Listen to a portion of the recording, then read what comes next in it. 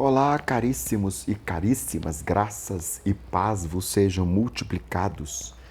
Eu sou o professor Daniel Ramos e, tecnicamente, vamos começar a temporada de Evangelho do Dia 2021, ano B.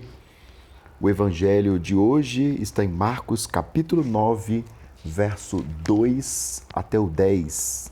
Apenas 9 versículos para a nossa meditação, conforme orienta a liturgia diária. Quero agradecer a todos vocês por hoje, a me parabenizar inúmeras vezes, mandando esses recados tão carinhosos para as minhas redes sociais, no meu WhatsApp, enfim. Muito obrigado, viu? Cheguei, 4.0. Vamos ver o que Deus tem para nós daqui para frente. Deus abençoe todos vocês e que possa recompensá-los cada vez mais. Proclamação do Evangelho de Jesus Cristo, que escreveu Marcos, capítulo 9, verso 2 ao 10. E naqueles dias, 6 dias depois, Jesus tomou consigo a Pedro, a Tiago e a João, e os levou a sós em particular a um alto monte, e transfigurou-se diante deles. Suas vestes tornaram-se resplandecentes em extremo brancas como a neve, tais como nenhum lavadeiro sobre a terra as poderia branquear. E apareceram-lhes Elias e Moisés e falavam com Jesus. E Pedro, tomando a palavra, disse a Jesus: Mestre, bom é que nós estejamos aqui e façamos 3 tendas, uma para ti, outra para Moisés e outra para Elias. Pois não sabia o que dizia, porque estavam assombrados. E desceu uma nuvem que os cobriu com uma sombra, e saiu uma nuvem, uma voz que dizia: Este é o meu filho amado, a ele ouvi. E tendo olhado ao redor, ninguém via, senão Jesus. E descendo eles do monte, ordenou-lhes que a ninguém contasse o que tinha visto, até que o Filho do Homem ressuscitasse dos mortos. E eles retiveram o caso entre si, perguntando uns aos outros que seria aquilo ressuscitar dos mortos. Palavra da salvação. Caríssimas e caríssimos, nós estamos diante de um texto um tanto complexo e, por que não dizer, emblemático da Escritura Sagrada. A transfiguração. Está na cena Jesus e 3 discípulos em particular. Pedro, aquele que é chamado de o pastor da igreja, o bispo da igreja. Tiago, o irmão do Senhor. E João, aquele jovem discípulo, que foi até questionado no final do Evangelho de João. Pedro questiona: e esse? O que se dará a esse? Jesus não chega para lá de Pedro. Se eu te chamei, cuida do seu chamado. 3 discípulos. Levou eles a sós em particular, lá em cima para o monte. Chegando lá no monte, aparece, as roupas de Jesus começam a brilhar, a veste de Jesus começa a brilhar. Numa linguagem mais teológica ou mistagógica, Jesus começa a resplandecer. E o autor vai falar, tão branco como nenhum lavadeiro conseguia branquear daquela forma. Ou seja, as roupas estavam resplandecentes. E ainda vai dizer São Marcos que naquele momento apareceu para eles Elias e Moisés. Tem algumas pessoas que equivocadamente acham que Elias e Moisés apareceu literalmente a Jesus Cristo. É claro que não, irmãos. Não tem como, né? Se tem um pecado na tradição judaica e, consequentemente, na tradição cristã, é o pecado de consulta aos mortos. Não se deve fazer isso de forma nenhuma. Ah, mas Elias não morreu. Sim, Elias não morreu, mas Moisés sim. Nós não temos documentado na literatura que Elias teria morrido. Elias foi tomado para Deus, arrebatado. Já Moisés, sim, lá no livro de Judas você vai ver que o anjo discute com o demônio acerca do corpo de Moisés. Portanto, essas 2 figuras que aparecem aqui na cena ilustram 2 perspectivas literárias do Antigo Testamento. Deus fala no Antigo Testamento em 2 formas: através da lei e através do profetismo.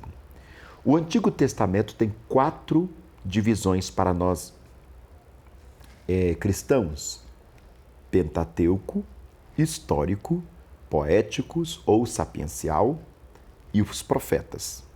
Dessas 4 divisões, a fala imediata de Deus está presente em Pentateuco, a lei, e no profetismo, os profetas.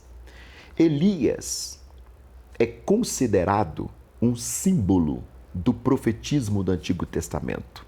Mesmo não estando dentro da literatura dos profetas, ele é considerado um símbolo do profetismo porque ele é um profeta poderoso em obras. Tanto que o seu discípulo Eliseu não quer nada mais do que porção dobrada do Espírito que havia nele.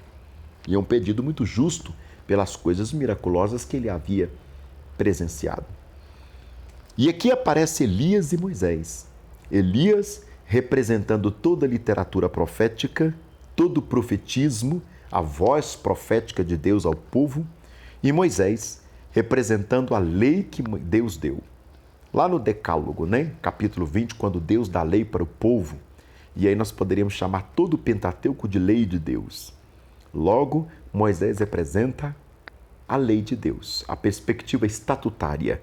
Então, Deus falava a respeito estatutário, normativo, lei, e falava através da forma mística, que é através dos dons dos profetas, ministrados aos profetas. E olha que coisa linda. De repente, os discípulos que não estão entendendo nada, aqui no versículo 6, eles não sabiam o que estava acontecendo, eles identificam que é Elias e Moisés. Mas peraí, a distância entre Elias e Moisés e Pedro, João e Tiago é grandiosa. Como é que eles identificaram que eram aqueles? Na verdade, estavam diante deles a literatura. Quando nós abrimos a Bíblia, por exemplo, em Romanos, o que a gente vai falar? Olha o que Paulo está nos dizendo. A gente não fala assim? Pois é, dessa mesma forma está acontecendo aqui. Olha o que Moisés está dizendo. Olha o que Elias está dizendo. Está aqui diante de nós. E o que a nuvem fala da presença de Deus, da sombra do Altíssimo. No Antigo Testamento tinha uma nuvem que cobria o povo de uma sombra, Fazia sombra em todo Israel para que ele não tivesse sua pele machucada. Lá no Novo Testamento, a sombra do Altíssimo vai cobrir Maria. Então a nuvem fala da presença de Deus. A nuvem desce do céu e fala assim: este é o meu filho amado, a ele escutai. Ou seja, vocês ouviam a lei e vocês ouviam o profetismo. Vocês ouviam Moisés e ouviam Elias. Agora vocês ouvem a Jesus Cristo. Ele é o meu ungido. Ele é a minha mensagem. Ele é o que eu vos tenho para dizer. E aí a pergunta que não quer calar para nós nessa mensagem: nós estamos ouvindo Jesus Cristo? Nós estamos ouvindo as orientações do Senhor? Nós estamos ouvindo aquilo que Deus tem para nós? Nós estamos ouvindo as propostas de Deus para nós? Ou estamos comportando-nos como rebeldes e até brincando de que Deus está em silêncio, como se isso fosse possível? Deus não faz silêncio coisa nenhuma.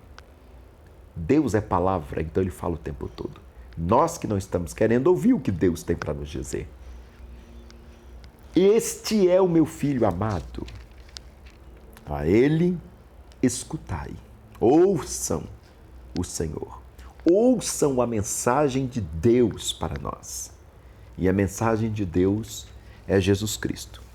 Numa época tão difícil como a nossa, onde o que é certo e o que é errado já não existe mais, tudo é relativo, tudo é perspectiva pessoal, tudo é perspectiva contextual.